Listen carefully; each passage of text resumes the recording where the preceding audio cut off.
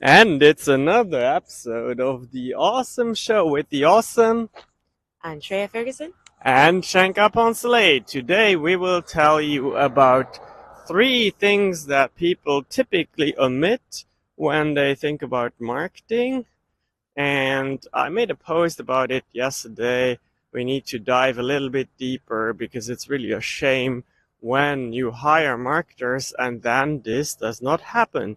You would ask yourself why, because it's really very well known that these three fundamental elements, and here they are, creating a customer persona, understanding what your target audience's pain points are, and measuring your results. So that's what we're going to talk about today.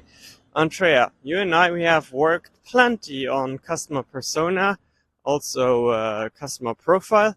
And what do we typically do to kind of establish that? I think something that makes us different is that we actually engage a lot with our customers, and then we take some time to figure out. We're attacked by a branch here. We all know we always record this while walking. So Andrea was We look at the background and demographics. It didn't happen. It didn't happen. okay. We try to find out the decision making process. So, like, how does your customer decide on their purchases? Like, so then you have to research, look at the decision factors, the prices, consider the competition, source opinion from friends. We look at the product alignment. So what even are the products and services? Like, what does the customer see value in? And then it's kind of similar to, I don't want to say kind of similar to ADA, but then we look at the wants, goals, and desires, and then just look for examples and like an overview of what they're trying to achieve in their life or their work, specifically how they like pertain to the business, and then behavior tendencies. So we're going to outline a few of those, like the customer's daily habits and activities, and then specifically, like, again, how it pertains to the business. So once you have all of that's pretty much a brief description of the customer that's being profiled, and that is super helpful. Yes, absolutely. And to be very clear, that would be your customer, not ours. You are our customer, but when we create a customer profile, it is your customer's profile that we create. Of course, we also need to understand you, and we do that too. But really, at the end of the day, who gives you money? Who buys your service? Who buys your product? That is really what we need to understand too. But also something very important, and I think this is what we have to also help the customers understand. The customer that we're looking for is the ideal customer. Yeah. Like, you don't want to make a profile of a Everyone, customer yeah. that you have no interest in serving. Mhm. It's okay to do that if you're going to try to say, this is who I'm serving, and this is who I want to serve. Like, this is where most of my revenue comes from, or these are the most agreeable clients that I want to work with, because that really really is important. What is the point of targeting a customer with a demographic with a completely different age or a completely different career or location, especially salary, which is something that's often not considered when you're when you're targeting customers. Like, if they're not able to afford your products or services, why would you then include them in your audience that you're trying to reach? Exactly. And this process typically requires us to talk to people working in your business, to you, of course, and it may take up to 2 to 3 weeks. And a lot of companies and marketers like to forfeit that, and they were like, that's kind of boring. Let's get straight to doing something which they think is going to bring in the And leads. they're wrong. They're absolutely wrong. Because how can you sit there and know, yes, you can have a really good idea of the desires, the wishes, and wants of the clients, but you don't always get it 100% right. If there's no way to reach that customer of yours, maybe either the ideal customer or maybe you just don't have access to them like that, then yes, of course, you have to put yourself in the mind of the client and kind of go from there. But typically speaking, like the interview process is the best way to go because there's things that are brought out. Sometimes we found that there's things that customers tell us that they don't actually tell our customer, and we learn so much, and it's pivotal. It changes the direction and the way that we reach them. Okay, well, let me give you an example of a customer profile. Okay, you give the persona a name. Let's call her Mary. She's in her 30s. She has a boyfriend but is not yet married, has a master's degree because she was very eager at school, and is a doggy mama. Now, she has just lost her job because of the economy, and she's really fed up with being an employee and with working for someone else and feeling like she doesn't have the financial and time freedom in her life that she wants. And now she thinks, okay, I am going to use all my skills and my knowledge.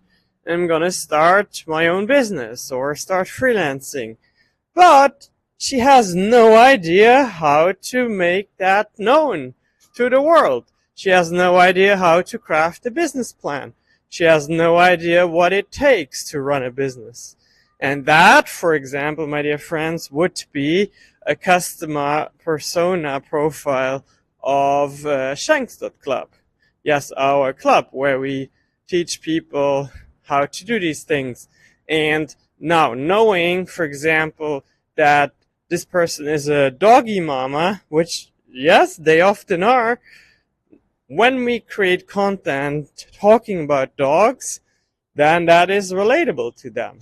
Okay, so you might think right now, that's kind of, I don't know. No, these things work. You pay attention to what you can relate to. Yeah, so again, those are those. I guess I shouldn't.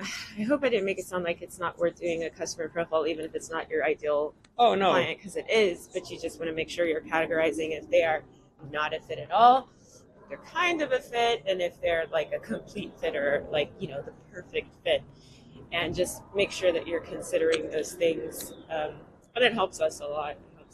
Yeah, and I personally like to have one. My mind is simple. I don't like to overload it.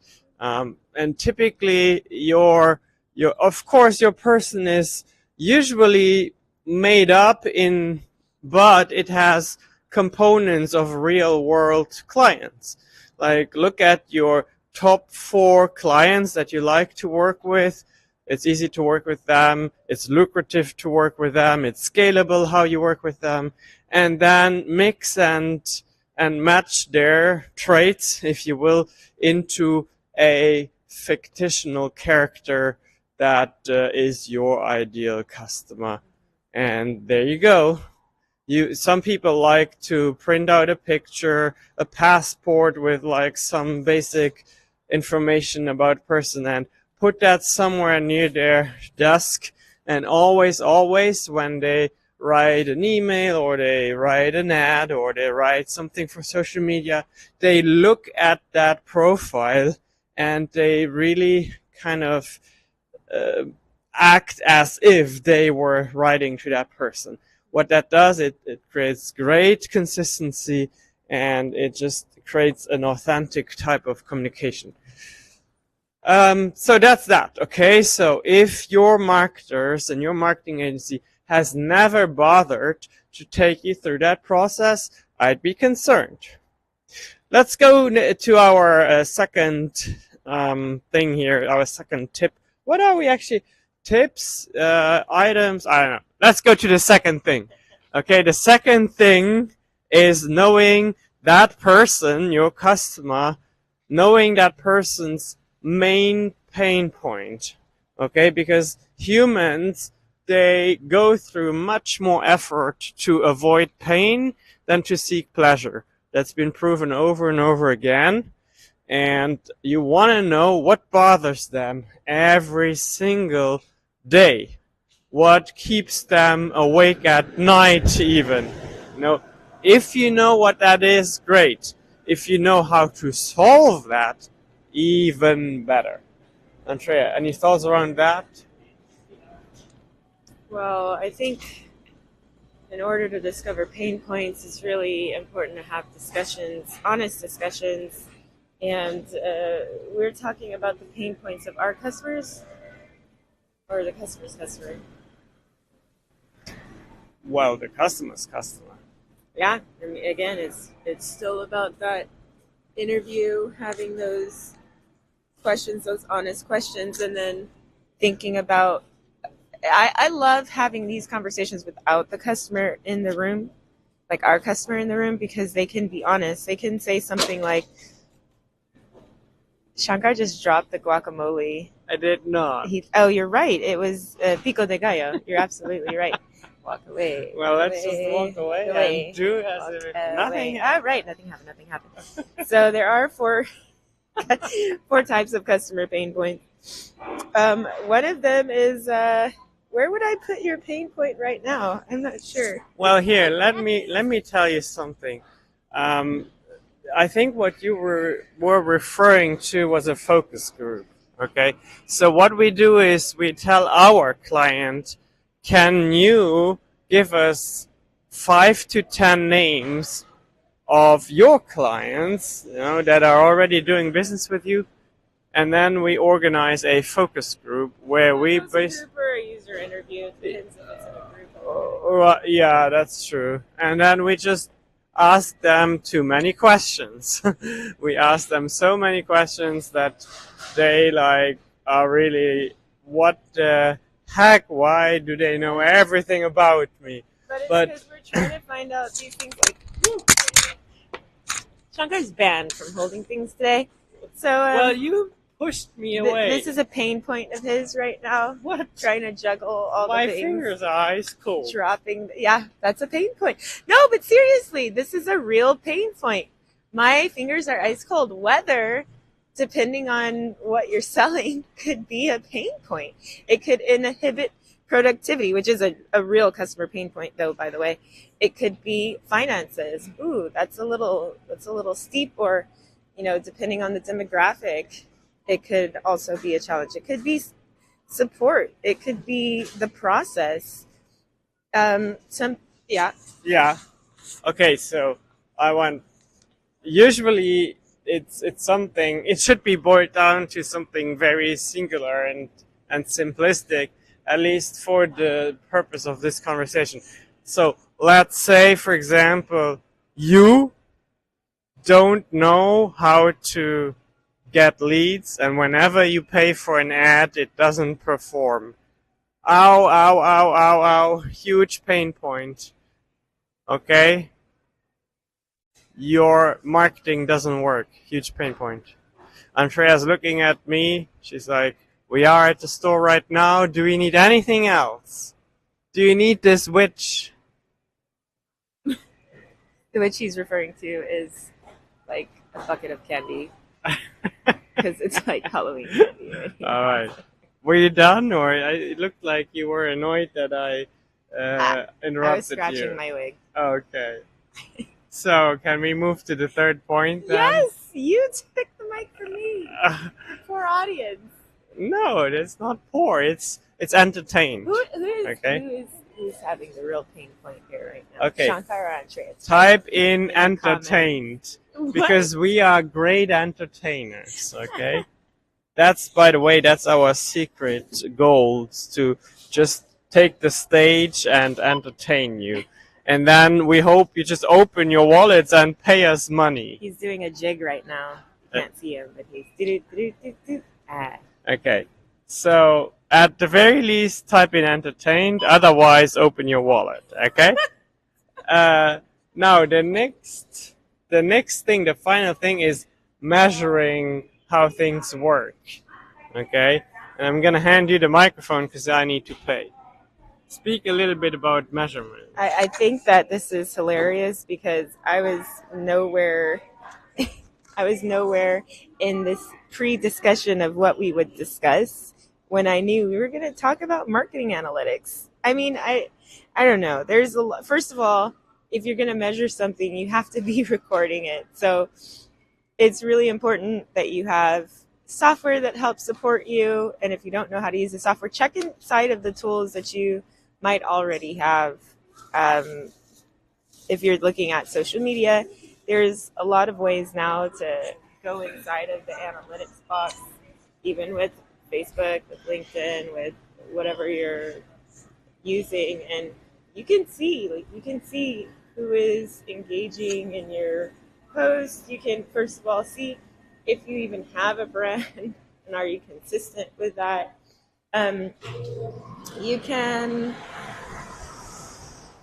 All right, I'm gonna take a shortcut here because Andrea, we need to stick You to just threw me into the fire. No, all you You say is did. correct, but I want to think that most of our clients and most of our listeners know there's an analytics section. You Okay. would be surprised. There's Oh, even, really? yeah. There's even actually a time that you took a bag when I already had one. Okay, so But you'd be surprised. Like, I didn't know for a very long time that you can actually find out the time of your post, like to see if it performs best. I also didn't know that it's in the wrong time zone. They, for whatever reason, the default setting is like on the East Coast. well, you or have something to set your local time zone somewhere. By the way, this person is driving around with a skeleton on the back seat. That's pretty cool. Now, let me tell you, by the way. Okay, so let's assume you know where analytics are right now, but here is what really is often not done, and that is make the connection between where does a visitor come from, where does traffic come from, and then when happens the sale, when does the sale happen, and where did that person come from? It's very basic. You know, whenever we see these things in online marketing, let's boil it down. Let's think about what would this be in the real world where I had a brick and mortar store. Okay, so you have your store, you have something in display window, someone walks in, buys it straight away, and walks out. You ask the person, well, that's interesting. You came, you knew what you wanted. How did you even hear about us? Oh, I saw the Okay. billboard on the way over. Yeah. I was going someplace else, but I saw I could get what I needed right here. My grandma told me, I saw the billboard, I saw it in the newspaper, I saw it on in an Oh. online ad and whatnot. I Googled you and you were the first Yeah. to show up. Like, you would be surprised. I found you in the paper. Okay, so that all makes sense, right? Now here's where most companies fail. They don't know how to have that conversation when it happens all digitally, because it requires a little bit of technology. It requires a little bit of asking and of asking electronically. Okay, so we usually do that with tracking numbers. When it comes to telephone calls, we can find out where did the person see that phone number. Was it online, or was it in a newspaper ad, or was it on Facebook? Okay, and then the other thing is, of course, pixels and tags, where we can tell, all right, this person saw an ad on Facebook or Googled organically, came to the website, put something in the basket, placed an order, and then got to the thank you page. And then we basically map the thank you page signal to the original signal. But these things need to be set up. If it's not set up, there's no signals. You can't calculate a return on investment and nothing. You can also not do remarketing, retargeting. Let me ask you a question. Yeah. What source of traffic has surprised you most by a customer recently? Google Business. Mm-hmm. So customers put so much effort into their website and their blog and their ads, but Google Business, which is responsible for what shows up in the snack pack, which is when you Google something, especially on your mobile phone, at the very top, you have boxes that give you information about a business. There's usually pictures. It's also where you give the reviews. Yeah. There's information. It takes you to the website and They show you an update. yeah, it tells you the hours and whether they have Wi-Fi or whatnot.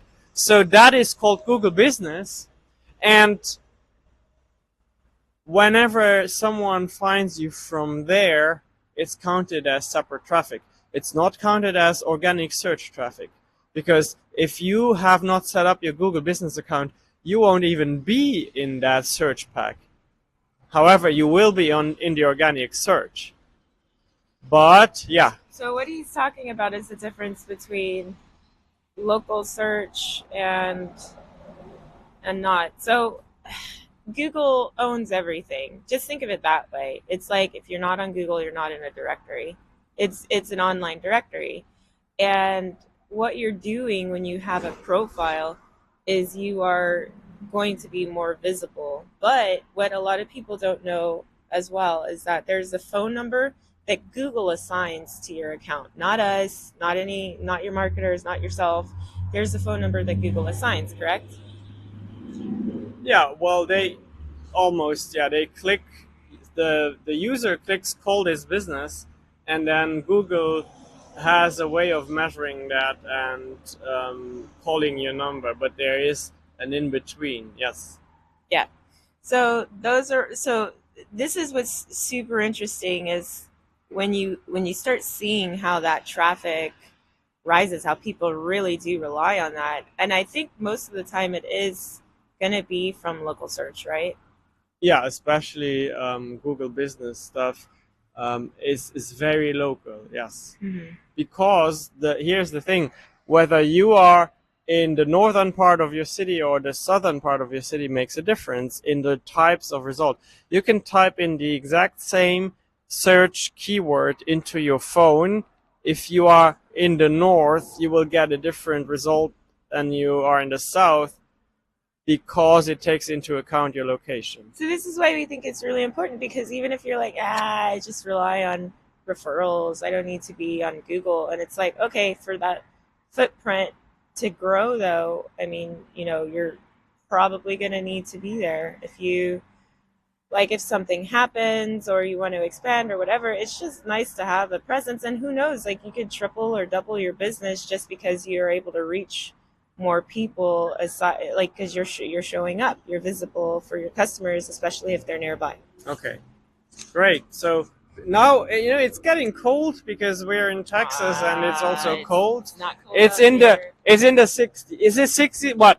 It is 52. Are you kidding me? It is. It is. Himself back. I guess my Texan burger is getting cold. Y'all. All right. So listen. I'm going to summarize this for y'all. Okay. Here's the thing. Essentially, no.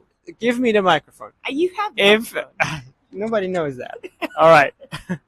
If your marketing company has not, number one, created a customer persona, number two, identified their main pain points, and number three, helped you measure their activities, then maybe you want to look for someone else. Maybe what they're doing works and you're all happy, and then that's fine, but it is definitely the basics of being a marketing provider. So definitely at the very least ask. Because maybe, here's what also possible, they have all of that, but they never bother to tell you, because usually, quite frankly, our clients could care less about these things. Which is sad, because if 80 to 90% of people, let's take the Google profile for example, 80 to 90% of people are looking for online before they actually go in to purchase or whatever, then you are making a difference. I mentioned doubling and tripling your business. Maybe that's not the case, but maybe you are driving a lot more traffic to the website or more phone calls to your business. So yeah, just always remember to be kind to your marketers as well. And just assume that there's things that you don't know. So that's when you can ask. Okay. I think within Shanks.club, we're going to have 3 long sessions, one about each subject, right? So that people have some templates to make that happen. So before this girl gets ahead of me here, let's go into the coffee shop and order my oat milk latte with a little bit of lavender. See you later. Bye. Bye-bye. Bye.